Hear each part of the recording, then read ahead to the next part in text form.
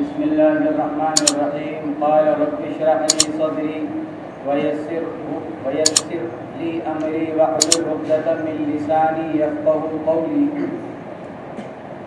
سیدنا حضرت موسیٰ علیہ نبینا وعلیہ الصلوۃ والسلام کا واقعہ چل رہا ہے.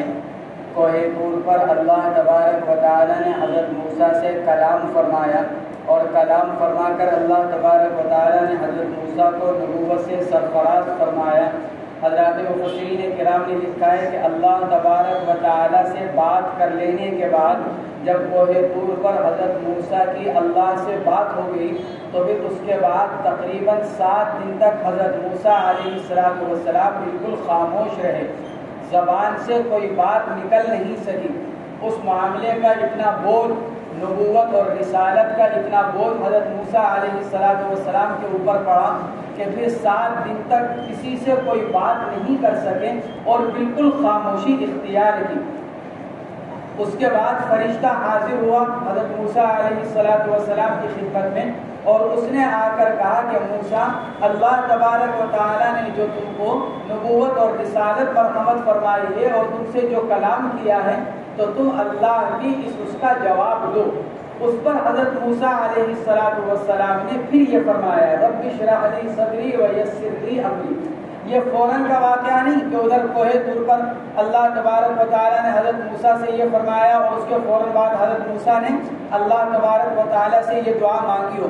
مفسرین نے لکھا ہے کہ ان دونوں کے درمیان میں پورا 1 ہفتہ گزرا جس میں حضرت موسیٰ علیہ السلام خاموش رہے. پھر اس کے بعد فرشتے کے کہنے پر حضرت موسیٰ علیہ السلام نے یہ دعا مانگی. قال رب اشرح لی صدری، فرمایا حضرت موسیٰ علیہ السلام نے اے میرے رب کھول دے میرے لیے میرے سینے کو. رب اشرح لی صدری، صدر کے معنی عام طور سے لغت کے اندر سینے کے آتے ہیں. بعض مفسرین نے لکھا ہے کہ قرآن پاک میں جہاں پر بھی لفظ صدر آیا ہے اس سے مراد علم اور عقل ہے. رب اشرح لی صدری، اے میرے رب میرے سینے کو کھول دے، یعنی میرے علم کو بڑھا دے، میری عقل میں اضافہ کر دے.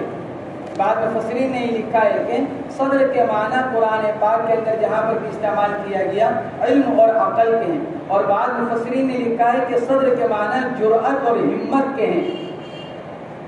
تینوں قول اس کے بارے میں نقل کیے گئے. عام طور سے حضرات مفسرین نے صدر کے معنی سینے کے ہی لیے ہیں. رب اشرح لی صدری، اے میرے رب میرے لیے میرے سینے کو کھول دے. اے وسعہ لتحمل الرسالۃ، یعنی اس کو کشادہ کر دے، وسیع کر دے کہ کیوں؟ رسالت کا بوجھ برداشت کرنے کے لیے، تاکہ جو لوگ میری تکذیب کریں، مخالفت کریں، ان کی تکذیب اور مخالفت سے میرے اوپر ضیق طاری نہ ہو. اس لیے کہ جب کوئی آدمی کسی چیز کو لوگوں کے سامنے پیش کرتا ہے اور لوگ اس کی تکذیب کرتے ہیں یا اس کی مخالفت کرتے ہیں تو آدمی کے اوپر ایک طرح کا بوجھ پڑتا ہے اور اس کو مایوسی طاری ہونے لگتی ہے. تو حضرت موسیٰ علیہ السلام نے یہ دعا فرمائی کہ اے اللہ میرے سینے کو کشادہ کر دیں تاکہ جب لوگ میری تکذیب یا مخالفت اگر کریں تو مجھے اس سے ضیق پیدا نہ ہو. وَيَسِّرْ سَهِّلْ لِي أَمْرِي لِأُبَلِّغَهَا، اور آسان کر دے میرے لیے میرے معاملے کو. وَيَسِّرْ سَهِّلْ لِي أَمْرِي، اور آسان کر دے میرے لیے معاملے کو. کیوں؟ تاکہ میں دین کا یہ پیغام اور آپ کا یہ حکم اوروں تک پہنچا سکوں. لِأُبَلِّغَهَا، آسانی کس کے لیے؟ پہنچانے کے لیے، تاکہ میں اس معاملے کو اور آپ کی اس دعوت کو اوروں تک پہنچا سکوں. تو وَيَسِّرْ لِي سَهِّلْ لِي أَمْرِي، اور آسان کر دے میرے لیے میرے معاملے کو. لِأُبَلِّغَهَا، تاکہ میں اوروں کو پہنچا سکوں، اوروں کو تبلیغ کر سکوں. رب اشرح لی صدری وَيَسِّرْ لِي أَمْرِي. رب اشرح لی اتنا فرمایا اور پھر وَيَسِّرْ لِي، اے اللہ میرے لیے کھول دے، میرے لیے آسان کر دے. کیا کھول دے؟ کیا آسان کر دے؟ اس کی تفسیر کے لیے پھر فرمایا صدری و امری. ورنہ اگر اتنا کہتے رب اشرح لی ویسر لی، اے اللہ میرے سینے کو، اے اللہ مجھے کھول دے اور میرے معاملے اور آسان کر دے میرے لیے، تو سوال یہ پیدا ہو سکتا تھا کہ کس چیز کے شرح کس چیز کے کھولنے کو اور وسعت کا سوال کیا جا رہا ہے، کس چیز کی سہولت کا سوال کیا جا رہا ہے، تو اس کی تفسیر کے لیے اور اس کے بیان کے لیے صدر کا اور امر کا لفظ بڑھایا حضرت موسیٰ علیہ السلام نے۔ وَاحْلُلْ عُقْدَةً مِّن لِّسَانِي، اور کھول دے میری زبان کی گرہ کو، وَاحْلُلْ عُقْدَةً مِّن لِّسَانِي، اور کھول دے میری زبان کی گرہ کو، یعنی وہ لکنت جو حضرت موسیٰ علیہ السلام کی زبان میں تھی۔ وَاحْلُلْ عُقْدَةً مِّن لِّسَانِي، اور کیا تھی وہ لکنت کیا تھی؟ مصنف فرماتے ہیں حدثت من احتراقه بجمرۃ وضعها بفیہ وهو صغیر، یہ پیش آیا تھا ان کے جل جانے کی وجہ سے، منہ کے جل جانے کی وجہ سے، اس انگارے کی وجہ سے جس کو رکھ لیا تھا حضرت موسیٰ نے اپنے منہ میں، اور حال یہ ہے کہ وہ چھوٹے تھے۔ واقعہ مشہور ہے، حضرت موسیٰ علیہ السلام کو جب فرعون نے اپنی پرورش میں لیا تھا حضرت آسیہ رضی اللہ تعالی عنہا کے کہنے پر اور ان کے چاہت پر، تو ایک مرتبہ حضرت موسیٰ علیہ السلام فرعون کی گود میں بیٹھے ہوئے تھے۔ 3 قول ہیں، ایک قول تو یہ ہے کہ انہوں نے حضرت موسیٰ نے فرعون کی داڑھی کو کھینچا، دوسرا قول یہ ہے کہ اس کے چہرے پر تھپڑ مارا، اور تیسرا قول یہ ہے کہ ہاتھ میں کوئی لکڑی تھی چھوٹی سی، وہ اس کے سر پر ماری۔ اس پر فرعون کو غصہ آیا اور اس نے یوں کہا کہ ایسا لگتا ہے کہ شاید یہ وہی بچہ ہے جس کے بارے میں مجھ کو بتایا گیا کہ جو میری سلطنت اور بادشاہت کے ختم کا ذریعہ اور سبب بنے گا۔ فرعون نے خواب دیکھا تھا، اس خواب کو اپنے لوگوں کے سامنے بیان کیا، تو معبرین نے اس کی تعبیر یہ دی تھی کہ بنو اسرائیل میں کوئی ایک ایسا بچہ پیدا ہونے والا ہے جو تمہاری بادشاہت کے ختم ہونے کا ذریعہ بنے گا۔ اس پر فرعون نے یہ فیصلہ کیا تھا کہ بنی اسرائیل کے اب سے جتنے بچے پیدا ہوں گے سب کو قتل کیا جائے گا۔ چنانچہ کئی سال تک نومولود بچوں کو قتل کیا گیا، تو پھر کمی ہونے لگی افراد کی، اس لیے کہ ادھر بڑے عمر کے لوگ انتقال کرنے لگے، ادھر نئی نسل آ نہیں رہی ہے، تو بنی اسرائیل کے مردوں میں کمی واقع ہونے لگی، جس سے فرعون اور اس کی بادشاہت اور اس کی قوم قبطی قوم وہ خدمت کے اعتبار سے متاثر ہونے لگی، کیونکہ حضرت موسیٰ علیہ السلام کی قوم بنی اسرائیل یہی خدمت کیا کرتی تھی، تو اب خادم کم ہونے لگے، ملازم۔ تو اس پر فرعون نے پھر یہ فیصلہ کیا، اچھا 1 سال جو بچے پیدا ہوں گے اس 1 سال میں ان کو مارا جائے گا، آئندہ سال میں جو بچے پیدا ہوں گے ان کو زندہ رکھا جائے گا، یعنی 1 سال بچوں کو قتل کیا جائے گا اور 1 سال بچوں کو زندہ رکھا جائے گا۔ حضرت موسیٰ علیہ السلام اس سال میں پیدا ہوئے جو بچوں کو قتل کیے جانے کا تھا۔ اس پر جیسے کہ آگے قرآن نے بھی بیان کیا، حضرت موسیٰ علیہ السلام کی والدہ نے ان کو تابوت میں رکھ کر سمندر میں ڈالا، دریائے نیل میں، وہاں سے وہ بہتا ہوا فرعون کے محل کے قریب پہنچا اور وہاں سے اس کو اٹھا کر فرعون کے پاس پہنچایا گیا۔ تو یہ فرعون نے خواب دیکھا تھا، اس کی وجہ سے بچوں کو قتل کرتا تھا۔ تو جب حضرت موسیٰ علیہ السلام سے یہ حرکت ہوئی چہرے پر مارنے کی یا داڑھی کھینچنے کی یا سر پر مارنے کی، تو فرعون نے کہا کہ یہ تو وہی بچہ معلوم ہوتا ہے جو میری بادشاہت کے ختم ہونے کا ذریعہ بتلایا گیا۔ تو فرعون نے حضرت موسیٰ کو قتل کرنے کا ارادہ کیا۔ حضرت آسیہ نے کہا کہ آپ اس معصوم اور بے سمجھ بچے سے اتنے متاثر ہو گئے، اس کو تو کچھ پتہ ہی نہیں، آپ بادشاہ ہو، آپ اتنے بڑے آدمی ہو، اس نے کس کو مارا، کس کی داڑھی کھینچی، اس کو تھوڑی معلوم، اور آپ آزمانا چاہیں تو آزما لیجیے۔ کہ آزمانے کا کیا کہ ایک پیالے میں ہیرے جواہرات منگوا لیجیے، ایک میں آگ منگوا لیجیے، انگارہ بچہ ہے اس کا ہاتھ تو چمکتی ہوئی چیز یعنی آگ کی طرف ہی جائے، کیونکہ آگ بھڑکتی ہے، چمک زیادہ ہے۔ چنانچہ فرعون نے 2 برتنوں کے اندر ایک میں ہیرے جواہرات موتی اور ایک میں انگارے یہ منگوائے اور دونوں حضرت موسیٰ کے سامنے رکھے۔ روایت کے اندر آتا ہے کہ حضرت موسیٰ علیہ السلام کو چونکہ بہرحال آنے والے ایک جلیل القدر پیغمبر تھے تو اللہ نے اتنی سمجھ تو ان کو دی تھی، تو ان کا ہاتھ آگ کی طرف نہیں گیا، ان کا ہاتھ ہیرے جواہرات کی طرف گیا۔ نقصان سے بچنے کے لیے ان کا ہاتھ ہیرے جواہرات کی طرف گیا۔ روایت کے اندر آتا ہے کہ فرشتے نے آ کر ان کا ہاتھ انگارے کے پیالے کی طرف کیا، حضرت موسیٰ نے انگارہ اٹھایا اور منہ میں رکھ لیا، فوراً اس کو نکال کر پھینکا گیا، لیکن بہرحال اس کا اثر یہ ہوا کہ زبان میں لکنت پیدا ہو گئی، یعنی بولنے میں صفائی نہیں رہی۔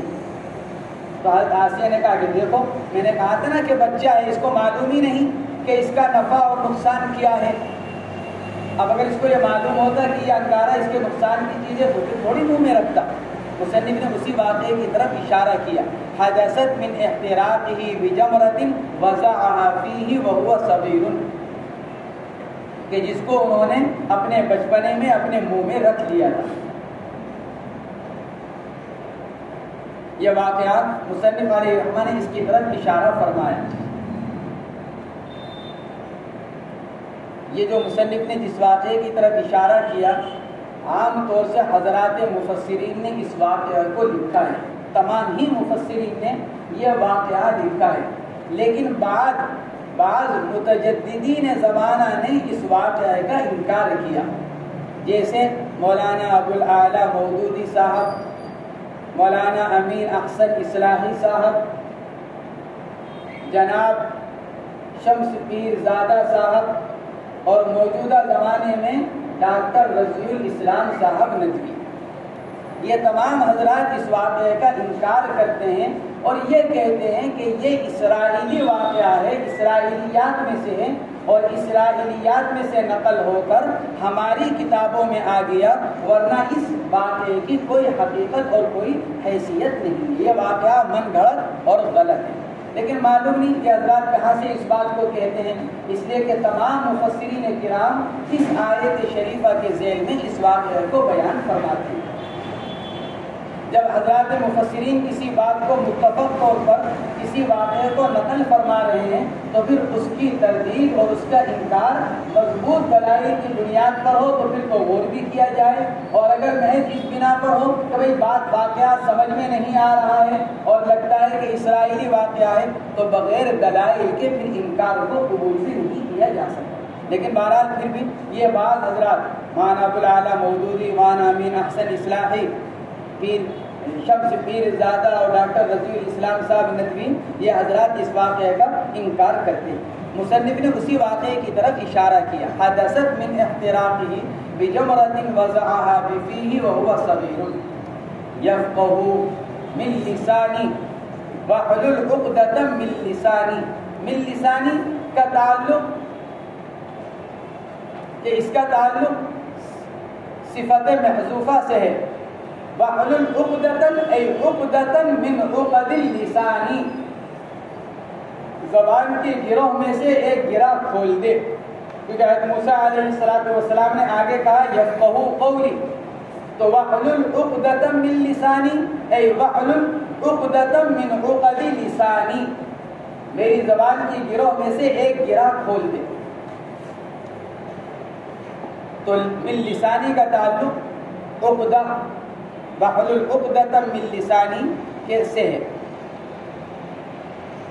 یفقہوا یفہموا قولی عند تبلیغ الرسالۃ، کیوں؟ تاکہ سمجھ لیں یہ لوگ میری بات کو، یفقہوا ای یفہموا، تاکہ سمجھ لیں۔ جزم کس لیے ہے؟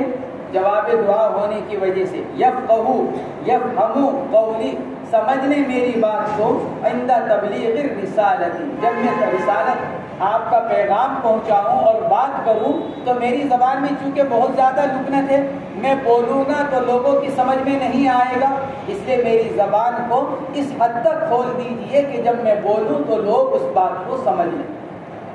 وَاجْعَلْ لِي وَزِيرًا مُعِينًا عَلَيْهَا مِنْ أَهْلِي هَارُونَ مَفْعُولُ ثَانٍ أَخِي عَطْفُ بَيَانٍ، فرماتے ہیں اور تیسری دعا کیا مانگی؟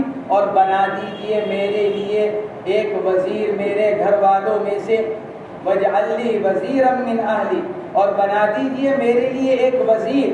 وزیر یہ وزر سے، وزر کے معنی آتے ہیں بوجھ کے، وزیر وزر سے بمعنی بوجھ، اور وزیر کو وزیر اسی لیے کہا جاتا ہے کیونکہ وہ بادشاہ کی بادشاہت اور سلطنت کی جو مشقتیں اور تکلیفیں اور بوجھ ہوتا ہے اس کو وزیر اٹھا کر رکھتا ہے۔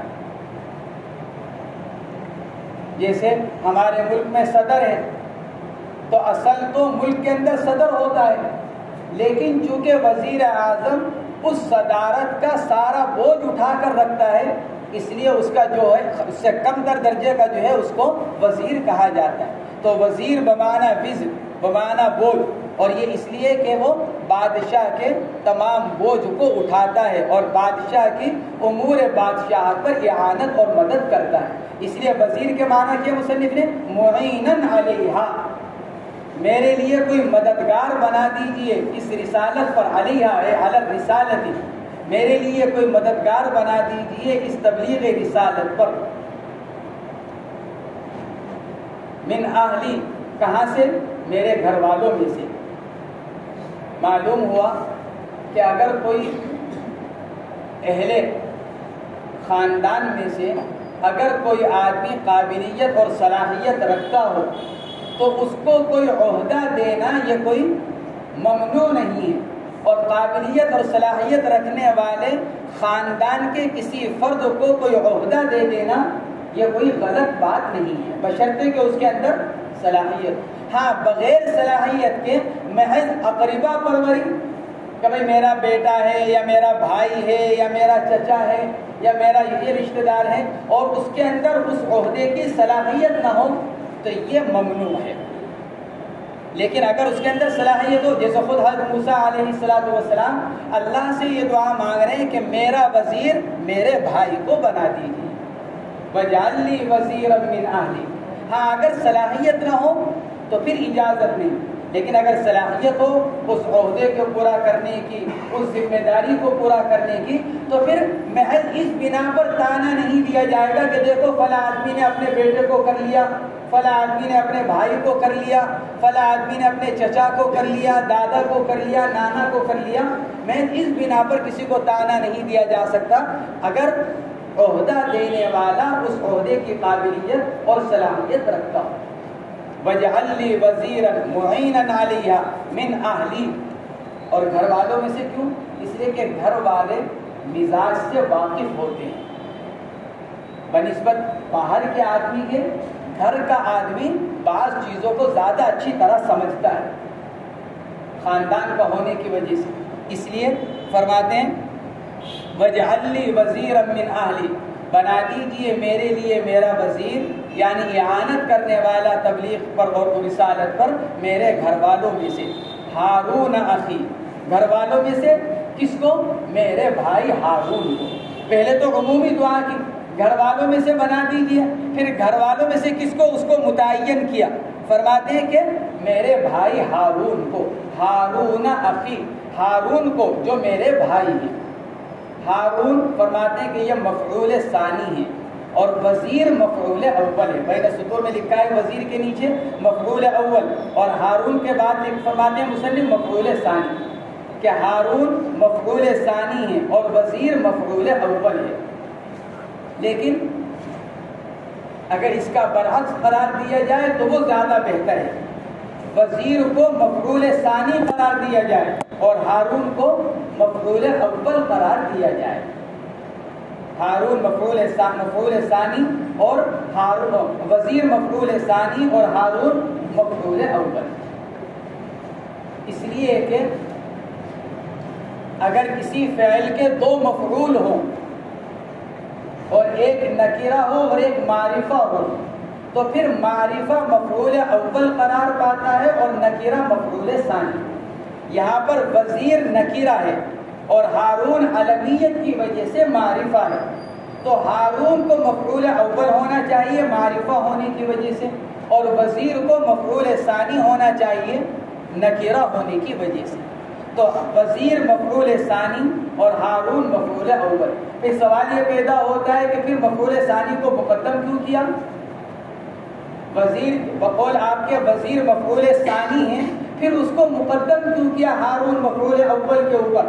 تو اس کا جواب یہ دیا گیا کہ ہارون مفعول ثانی کو مفعول اول پر جو مقدم کیا گیا وہ امور وزارت کے اہتمام کی وجہ سے، کیونکہ وزارت کے جو کام تھے وہ محتم بالشان ہیں، بوجھ کا کام ہے، اسی لیے وزیر کو مقدم کیا گیا باوجود اس کے مفعول ثانی ہونے کے۔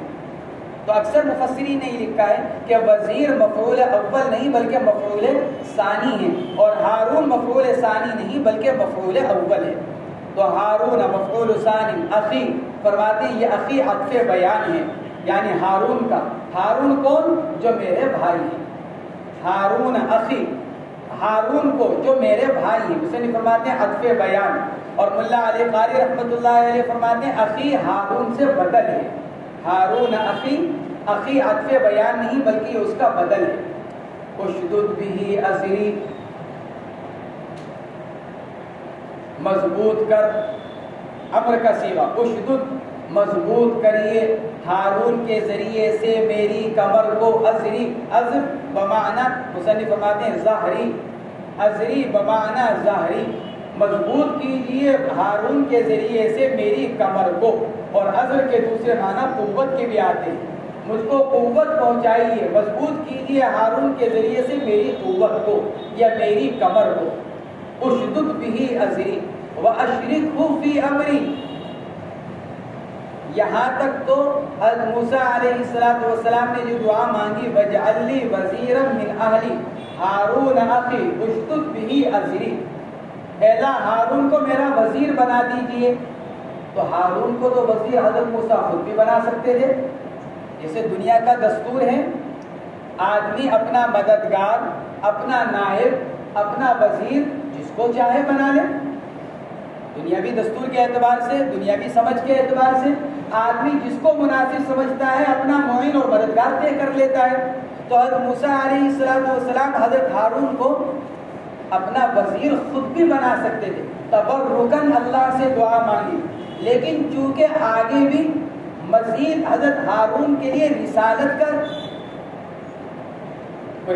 کا مطالبہ کر رہے تھے، چاہتے تھے، اس لیے پچھلی دعا بھی اللہ سے مانگی اور اسی پر اگلی دعا بھی مانگی۔ وَأَشْرِكْهُ فِي أَمْرِي، پچھلی جو دعا مانگی اللہ سے وہ محض تبرک کے لیے نہیں، تبرک بھی، اور اس کے ساتھ ساتھ کیا، چونکہ اگلی دعا مانگ رہے ہیں وَأَشْرِكْهُ فِي أَمْرِي، چونکہ کسی کو نبوت اور رسالت کا دینا یہ صرف اللہ کا کام ہے، کیونکہ نبوت اور رسالت کسبی نہیں ہے بلکہ واہبی ہے۔ اللہ جس کو چاہتے ہیں اس کو دیتے ہیں۔ اللہ اعلم حیث یجعل رسالتہ، اللہ ہی جانتے ہیں کہ اس کو رسالت کہاں دینی ہے، کس کو رسول بنانا ہے، یہ اللہ ہی جانتے ہیں۔ تو چونکہ نبوت اور رسالت کا تعلق اللہ تبارک و تعالیٰ سے، اسے حضرت موسیٰ علیہ السلام نے وہ دعا جس کو وہ خود بھی کر سکتے تھے، جس کام کو، اس کے لیے اللہ سے دعا مانگ کر پھر وہ دعا مانگ رہے ہیں جس کا سارا تعلق اللہ تبارک و تعالیٰ کی ذات عالی سے ہے۔ وَأَشْرِكْهُ فِي أَمْرِي، اور شریک کر دیجئے ہارون کو میرے کام میں، یعنی رسالت میں۔ معلوم ہوا کہ نبی کا اصل کام کیا ہے؟ تبلیغ رسالت۔ وَأَشْرِكْهُ فِي أَمْرِي أي الرسالتی، شریک کر دیجئے ہارون کو میرے کام میں یعنی رسالت میں۔ وَالْفِعْلَانِ بِصِيغَتَيِ الْأَمْرِ، فرماتے ہیں یا تو دونوں صیغے اشدد اشرک، یا تو یہ دونوں امر کے صیغے ہیں، جیسے کہ پڑھی جاتی ہے قراءت اشدد به ازری واشرکہ فی امری، یہ تو یہ دونوں امر کے صیغے ہوئے، تو پھر یہ اللہ تبارک و تعالیٰ سے تمنا اور خواہش کا اظہار ہوا۔ مصنف فرماتے ہیں والمضارع المجزوم، اور دوسری قراءت کیا ہے کہ ان دونوں کو مضارع پڑھا جائے۔ اشدد حمزہ کا فتحہ، اگر امر ہے تو اشدد حمزہ کا ضمہ، اور اگر اس کو مضارع کا صیغہ پڑھا جائے تو اشدد اور اشرک، برعکس واشرکہ جو امر کا صیغہ اگر اشدد ہے تو اس کے خلاف اشدد، اور اشرک جو امر کا صیغہ ہے اگر اس کو مضارع بنایا جائے گا تو پھر اشرک۔ اشرک یشرک سے باب افعال سے واحد متکلم کا صیغہ اشرکو، تو مصنف فرماتے ہیں والمضارع المجزوم، یا پھر اس کو مضارع پڑھا جائے اور مجزوم، اشدد اشرک اس کو مجزوم پڑھا جائے گا جواب امر کی وجہ سے، وہو جواب للطلب، فرماتے ہیں اور اس کو مجزوم کیوں پڑھا جائے گا؟ جواب امر کی وجہ سے۔ تو والمضارع المجزوم وهو جواب للطلب واجعل لي، اوپر آئے تھے نا واجعل لي، قال رب اشرح لي صدري ويسر لي امري واحلل عقدة من لساني يفقهوا قولي واجعل لي وزيرا من اهلي. تو واجعل یہ امر ہے، تو جواب امر کی وجہ سے پھر اشدد اور اشرک دونوں مضارع کے صیغے کو مجزوم پڑھا جائے گا. اسی کو مصنف فرماتے ہیں وہو جواب للطلب، اے اجعل، طلب کون سا؟ اجعل. کئی نسبحک تسبیحا کثیرا ونذکرک ذکرا کثیرا، کہ کیوں؟ فرماتے ہیں تاکہ ہم تسبیح بیان کریں، آپ کی خوب تسبیح بیان کرنا، اور ذکر کریں آپ کا خوب ذکر کرنا. کئی نسبحک کثیرا ونذکرک کثیرا. سوال یہ پیدا ہوتا ہے کہ تسبیح اور ذکر تو آدمی تنہائی میں بھی خود بھی کر سکتا ہے انفرادی، اس کے لیے حضرت ہارون کو ساتھ مانگنے کی کیا ضرورت؟ تو اس کا جواب یہ دیا گیا کہ بے شک آدمی تنہا بھی ذکر کر سکتا ہے اور کرتا بھی ہے، لیکن اگر ماحول مل جائے، کوئی اور بھی ہو ساتھ میں اللہ کی عبادت کرنے والا، اللہ کا ذکر کرنے والا، تو پھر آدمی کے لیے ماحول کی وجہ سے آسان ہو جاتا ہے. اور اگر ماحول نہ ہو تو آدمی کے لیے مشکل ہو. تنہا آدمی آدھا گھنٹہ، 1 گھنٹہ، 2 گھنٹہ بہت سے بہت عبادت میں لگ کر پھر تھک کر بیٹھ جائے گا. لیکن اگر کوئی اور ساتھ میں بھی موجود ہو تو پھر دونوں مل کر ساری رات بھی عبادت کر سکتے ہیں. اس لیے اللہ نے فرمایا کئی نسبحک کثیرا ونذکرک کثیرا. تو موسیٰ علیہ السلام نے یہ علت بیان کی کہ ہارون کو میرے ساتھ کیوں شریک کر دیجئے، تاکہ ہم دونوں مل کر جب ایک ماحول سا قائم ہو جائے گا تو آپ کا کثرت کے ساتھ ذکر کریں گے. کئی نسبحک تسبیحا کثیرا ونذکرک ذکرا کثیرا. انک کنت بنا بصیرا، بے شک آپ تو ہم کو دیکھنے والے ہیں. بصیرا اے عالما باحوالنا، آپ ہم کو دیکھنے والے ہیں، یعنی آپ تو ہمارے احوال سے واقف ہیں. بصیر بمعنی عالم، آپ ہم کو دیکھنے والے ہیں یعنی آپ ہمارے احوال سے واقف ہیں. عالما باحوالنا، آپ ہمارے احوال سے واقف ہیں. فانعمت بالرسالہ، آپ تو ہمارے احوال سے واقف ہیں، تو آپ انعام کر دیجئے. کیا کر ہارون علیہ السلام کو رسالت دے کر. جب آپ میرے احوال سے واقف ہیں، میرے حالات کو جانتے ہیں، تو اللہ انعام کر دیجئے مجھ کو بطور نعمت کے ہارون کو رسالت دے دیجئے تاکہ وہ میرے ساتھ لگ جائے. قال قد اوتیت سؤلک یا موسیٰ منا علیک، اللہ تبارک و تعالی نے فرمایا کہ تحقیق دے دیا گیا تم کو تمہارا سوال، یعنی تمہاری سوال کردہ چیزیں. سؤل فعل کے وزن پر بمعنی مفعول، سؤل بمعنی مسئول، وہ چیزیں جن کا سوال کیا گیا.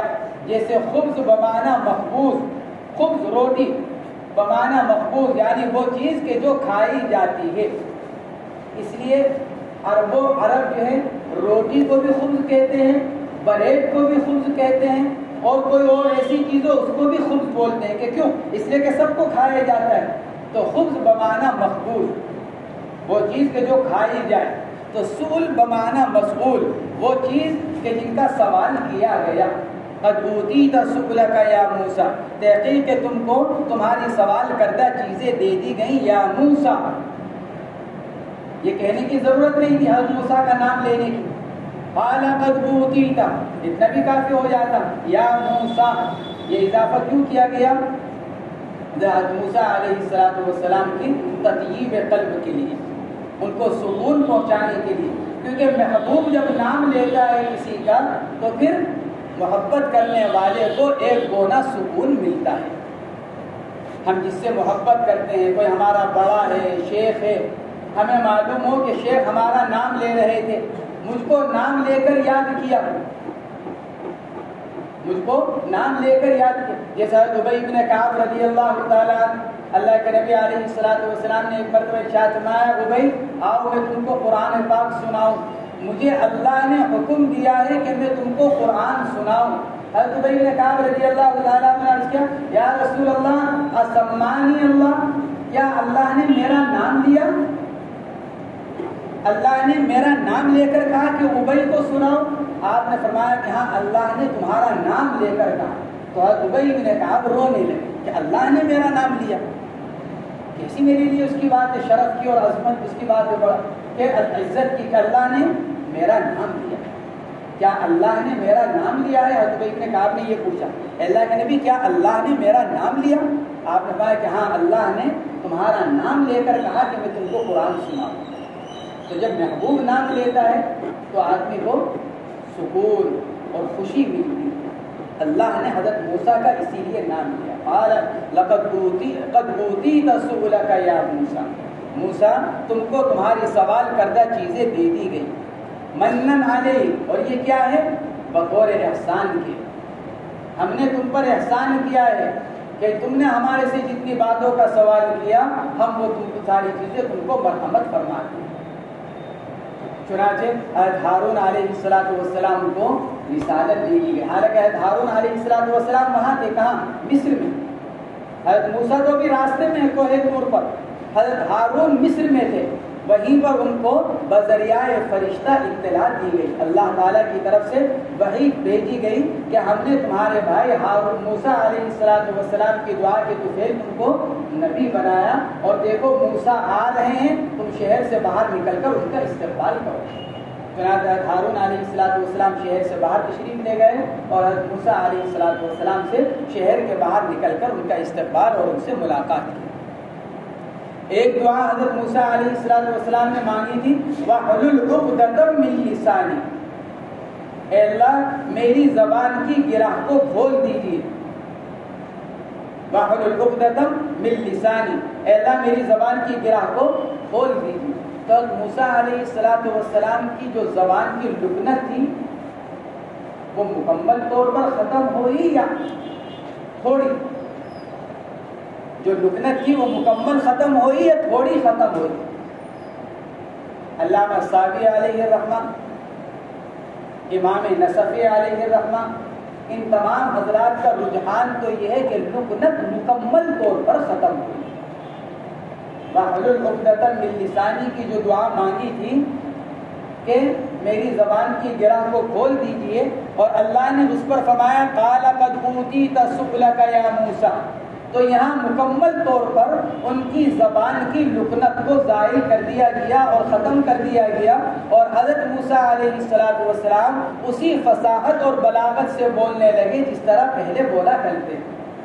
یعنی جس طرح ایک عام آدمی بولتا ہے، اسی طرح حضرت موسیٰ علیہ السلام فصاحت اور بلاغت سے بغیر کسی رکاوٹ کے بولنے لگے. یہ اکثر مفسرین نے، علامہ نصفی علیہ الرحمہ نے لکھا ہے کہ اکثرہم علی ذہاب جمیعہا. امام نصفی علیہ الرحمہ فرماتے ہیں کہ اکثر مفسرین، اکثر علماء اس کے قائل ہیں کہ حضرت موسیٰ علیہ السلام کی زبان کی لکنت مکمل طور پر ختم ہو گئی. اکثرہم علی ذہاب جمیعہا، کہ اکثر علماء موسیٰ علیہ السلام کی زبان کی لکنت کے ختم ہو جانے کے قائل ہیں. بعض حضرات یہ فرماتے ہیں کہ وہ لکنت مکمل طور پر ختم نہیں ہوئی، بس زبان اتنی کھل گئی تھی کہ جس سے اگر وہ کوئی بات کہتے تھے تو لوگ اس کو سمجھ جایا کرتے.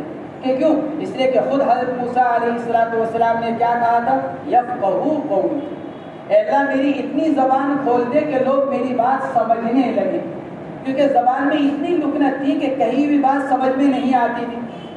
تو اس لیے اللہ سے یہ دعا مانگی کہ اللہ اگر میں کسی سے کوئی بات کرنے لگوں تو عام جب میں بات کروں تو اتنی زبان کی گرہ کھل جائے کہ لوگ میری بات کو سمجھنے لگے، اور جب مناظرہ اور مباحثے کی ضرورت پیش آ جائے تو ہارون اس کام کو کر لیں.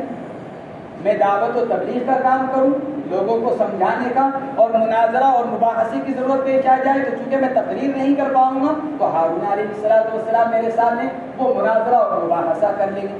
تو بعض علماء یہ فرماتے ہیں کہ موسیٰ علیہ السلام کی یہ لکنت مکمل طور پر ختم نہیں ہوئی تھی بلکہ تھوڑی سی ختم ہوئی تھی. اور اس کی ایک دلیل تو کیا؟ یفقہوا قولی، اور دوسری دلیل کیا؟ خود فرعون کا مقولہ اللہ تبارک و تعالیٰ نے قرآن پاک میں نقل کیا کہ اس نے حضرت موسیٰ علیہ السلام کی تحقیر کرتے ہوئے کہا تھا لا یکاد یبین، ارے یہ میرے مقابلے پر یہ تو صاف بولتا بھی نہیں لا یکاد یبین، یہ تو صاف بولتا بھی نہیں۔ یہ فرعون نے کہا تھا حضرت موسیٰ علیہ السلام کے بارے میں۔ اس لیے بعض مفسرین یہ فرماتے ہیں کہ مکمل طور پر لکنت ختم نہیں ہوئی تھی، بلکہ تھوڑی ختم ہوئی تھی کہ جس سے بات کہیں بھی بات سمجھ میں آ جایا کرتی تھی۔ وَلَقَدْ مَنَنَّا عَلَيْكَ مَرَّةً أُخْرَى، اور تحقیق موسیٰ ہم تو آپ کے اوپر احسان کر چکے ہیں۔ اخرى یہ مؤنث ہے آخر کا، جس کے معنی غیر کے ہیں، یعنی اس کے علاوہ اور ہم آپ کے اوپر احسان کر چکے ہیں۔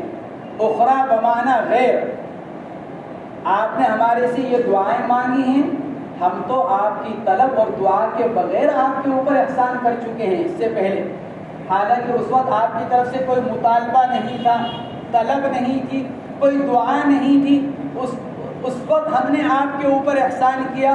تو اب آپ جب ہمارے سے مطالبہ اور دعا کر رہے ہیں تو ہم تو بدل یہ ہونا آپ کے اوپر احسان کریں گے۔ جب ہم بغیر طلب اور بغیر دعا کے جب ہم آپ کے اوپر احسان کر سکتے ہیں تو طلب اور دعا کے بعد تو ہم ضرور آپ کے اوپر احسان کریں گے۔ یہ مطلب وَلَقَدْ مَنَنَّا عَلَيْكَ مَرَّةً أُخْرَى، اور موسیٰ ہم تو احسان کر چکے ہیں آپ کے اوپر اس کے علاوہ بھی، یعنی یہ جو آپ نے ہمارے سے اوپر سوالات کیے ہیں اور ہم نے آپ کی ان دعاؤں کو قبول کیا۔ کتنی دعائیں؟ 8 دعائیں۔ رب اشرح لی صدری ویسر لی امری واحلل عقدۃ من لسانی 3 یفقہوا قولی 4 واجعل لی وزیرا من اہلی 5 ہارون اخی 6۔ اس لیے کہ ایک تو گھر والا، یہ ایک مستقل دعا، اور گھر والوں میں سے بھی کون؟ ہارون، یہ 6ٹھی دعا۔ اشدد بہ ازری 7ویں، واشرکہ فی امری۔ یہ 8 دعائیں حضرت موسیٰ علیہ السلام نے مانگی، تو اللہ فرماتے ہیں کہ ان 8 دعاؤں کو تو ہم نے قبول کر ہی لیا، اور قبول کر کر آپ پر احسان کیا۔ ہم تو اس سے پہلے بھی آپ کے اوپر بغیر طلب اور دعا کے احسان کر چکے ہیں۔ کیا احسان کیا تھا؟ اذ للتعلیل اوحینا الی امک ما یوحی، اذ تعلیل علت کے لیے، جس وقت ہم نے وحی کی تھی آپ کی والدہ کی طرف، اوحینا الی امک، حسین فرماتے ہیں اذ للتعلیل، اذ جو ہے وہ علت بیان کرنے کے لیے۔ بعض علماء فرماتے ہیں کہ اس ظرفیت کے لیے، ظرف کے لیے، اے وَلَقَدْ مَنَنَّا عَلَيْكَ وَقْتَ ایحائها اِلَىٰ رَبِّکَ، اس ظرف کے لیے بمعنی وقت ہم آپ کے اوپر احسان کر چکے ہیں جس وقت ہم نے آپ کی والدہ کی طرف وحی کی تھی، تو اس ظرف کے لیے بھی ہو سکتا ہے۔ اوحینا الی امک، جس وقت کے وحی کی ہم نے آپ کی والدہ کی طرف۔ اب چونکہ والدہ کی طرف وحی کی، اہل سنت والجماعت کا عقیدہ یہ ہے، اور وہ اس کے قائل ہیں کہ رسول اور نبی ہونے کے لیے کیا ضروری ہے؟ مرد ہونا۔ کسی عورت کو اللہ کی طرف سے نبی اور رسول بنا کر نہیں بھیجا گیا۔ یہاں اللہ فرماتا ہے موسیٰ ہم نے آپ کی والدہ کی طرف وحی کی، تو وحی کا کیا مطلب؟ صاحب جلالین اس لیے فرماتے ہیں منامن او الہامن۔ لفظ وحی کے لغوی معنی ایسی خفیہ بات کے آتے ہیں جس کا تعلق صرف مخاطب سے ہو، دوسرے لوگ اس بات کو سمجھ نہ سکیں، سن نہ سکیں، ایسے کلام کو وحی کہا جاتا ہے کہ دوسرے اس پر مطلع نہ ہو، جس سے کیا جا رہا ہے بس اسی کو اس کے بارے میں پتہ ہو۔ اس لغوی معنی کے اعتبار سے وحی رسول اور نبی کے ساتھ خاص نہیں، بلکہ انسان کے ساتھ بھی خاص نہیں، جانوروں کی طرف بھی کی جا سکتی ہے۔ خود قرآن پاک کے اندر اللہ نے فرمایا وَأَوْحَىٰ رَبُّكَ إِلَى النَّحْلِ أَنِ اتَّخِذِي مِنَ الْجِبَالِ بُيُوتًا۔ وَأَوْحَىٰ رَبُّكَ إِلَى النَّحْلِ، شہد کی مکھی، وحی کی آپ کے رب نے شہد کی مکھی کی طرف۔ تو وحی کے ایک لغوی جو معنی ہے، کیا معنی؟ کوئی بات چپکے سے کسی سے کہنا جس پر دوسرے لوگ مطلع نہ ہو، یہ معنی ہے اس کے وحی کے۔ تو اس معنی کے اعتبار سے یہ وحی نبی اور رسول تو دور کی بات، انسان کے ساتھ بھی خاص نہیں، جانوروں کی طرف بھی کی جا سکتی ہے۔ اس طرح کی لغوی وحی وَأَوْحَىٰ رَبُّكَ جو تو یہ لغوی وحی ہوئی. تو اس طرح کی لغوی جو وحی ہوتی ہے عام طور سے یہ قلب میں الہام کے ساتھ ہوتی ہے. یعنی الہام کا کیا مطلب؟ اللہ تبارک و تعالیٰ کسی کے دل میں کوئی بات یا کوئی مکمل مضمون اس طور پر ڈال دیتا ہے کہ اس آدمی کا دل اس پر مطمئن اور منشرح ہو جاتا ہے. کوئی بات، کوئی فیصلہ، کوئی رائے یا کوئی مضمون. بعض مرتبہ ہمارے بزرگ کوئی ایک دم لمبا چوڑا مضمون بیان کر دیتے ہیں، کوئی عجیب سا، کیا کہتے ہیں بھائی یہ اسی وقت الہام ہوا. یعنی اللہ کی طرف سے کوئی ایسا مضمون ڈال دیا جاتا ہے جس پر خود اس کا دل مطمئن اور منشرح ہو جاتا ہے. اکثر تو ایسے ہی ہوتا ہے، لیکن بعض اوقات یہ فرشتے کے ذریعے سے بھی ہو جاتا ہے. جیسے حضرت مریم کے سامنے حضرت جبرائیل انسانی شکل میں آئے اور انسانی شکل میں آ کر فتمثل لها بشرا سویا قالت انی اعوذ بالرحمن، پورا واقعہ بیان کیا گیا. تو کبھی کبھار یہ وحی یعنی وحی لغوی، یعنی خاص کوئی ایسی بات کہنا کہ جو صرف مخاطب سے متعلق ہو، یہ کبھی کبھار انسان فرشتے کے ذریعے سے بھی ہو جاتا ہے. لیکن اس وحی کا تعلق صرف مخاطب سے ہوتا ہے. اس وحی کا تعلق دعوت و تبلیغ یہ اصلاح خلق سے نہیں ہوتا. نبی اور رسول کی طرف جو وحی کی جاتی ہے اس کا تعلق کس سے؟ اصلاح خلق اور دعوت و تبلیغ سے.